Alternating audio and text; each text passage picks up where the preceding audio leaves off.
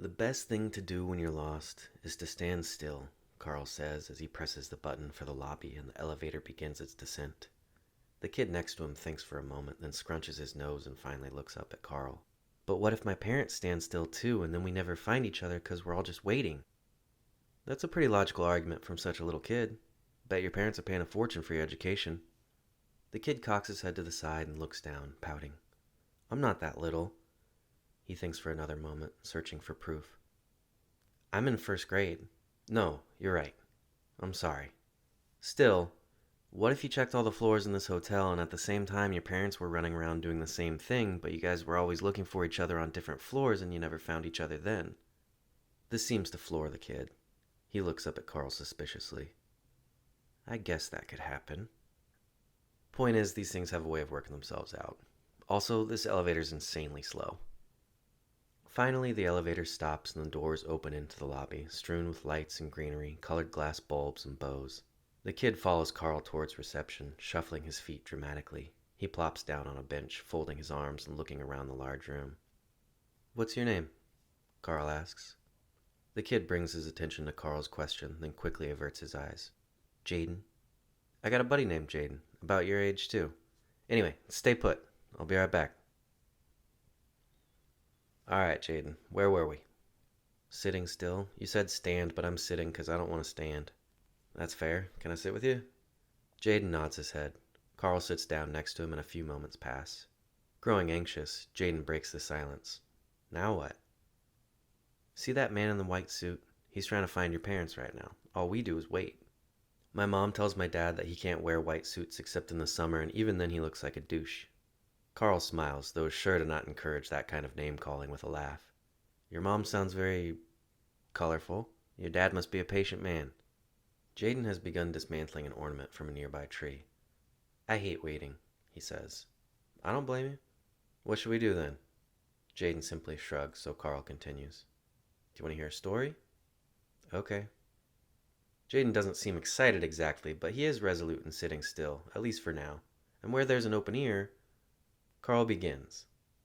I think it's only appropriate to tell a story that takes place during this time of year, and not to piggyback on the idea that setting a story during the holidays immediately instills it with importance or majesty, but because I think this story is relevant to your predicament, Jaden. And I suppose if I'm being honest, I do have a thing for the holiday season, which in my book starts on November 1st. So there I was, the season just about to come into full swing, and I was lost. Not exactly like you, but the similarities are there, I promise. I knew where I was, why I was there, and that my situation was a consequence of decisions I made with a clear heart and mind. But I was sad. The holidays are a time to be with your family, to go home. Home has always been a funny thing for me. In fact, not so long ago I was just like you. You don't believe me? I swear I ran around all over the place, moving from here to there, then back, just looking for this one thing. Home. And don't get me wrong here. I have a family. Mom, dad, 2 brothers, and a sister. And I love all of them a lot. But this idea of home seemed to be lost. Speaking of, I think I was getting ahead of myself there, or sidetracked, something. What I was saying is that it was a few years back, the holidays, and I was sad because my family was all spread across the country, so there was nowhere to go. A friend suggested we go out and enjoy some music. Maybe that would cheer me up. I wouldn't say the music did much for me, but the holiday spirits did. You don't get it? Okay. No, sorry. One day you will, though. And when that day comes, you'll realize that those spirits can lead you in some pretty strange directions. On that night, a place called the Tea Room. Carl looks down and can't believe his eyes. He was just here, but when he looked down, nothing. He scans the room. The kid's gone. The door to the hotel room closes behind Carl and he sees Eva there at the mirror, still doing her makeup, though she didn't need a single bit of it. Babe, where are my shoes? Holy shit, I completely forgot. You were gone that long and you don't even have my shoes? What were you doing, flirting with some trolls in the lobby? I'll stab them. Carl feels certain that these threats, if said trolls actually existed, would be in earnest. He can't stop pacing. This kid, I think I saw one of those elfin apparitions my brother's always spouting off about. What? This kid was lost and I was telling him the story of how we met and then suddenly he was gone.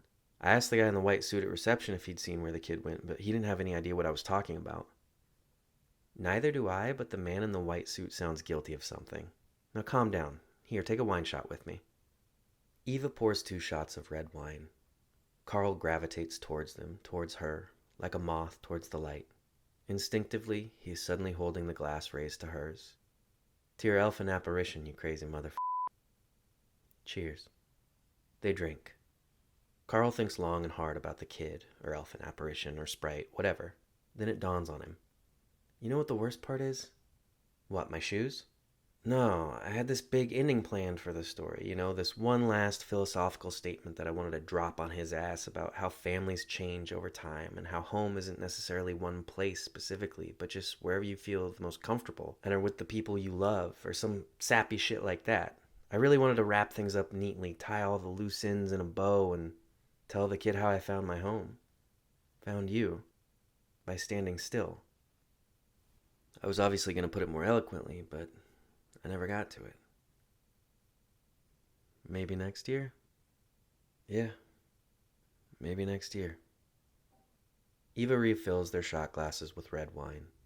They look into each other's eyes with a smile, then drink together.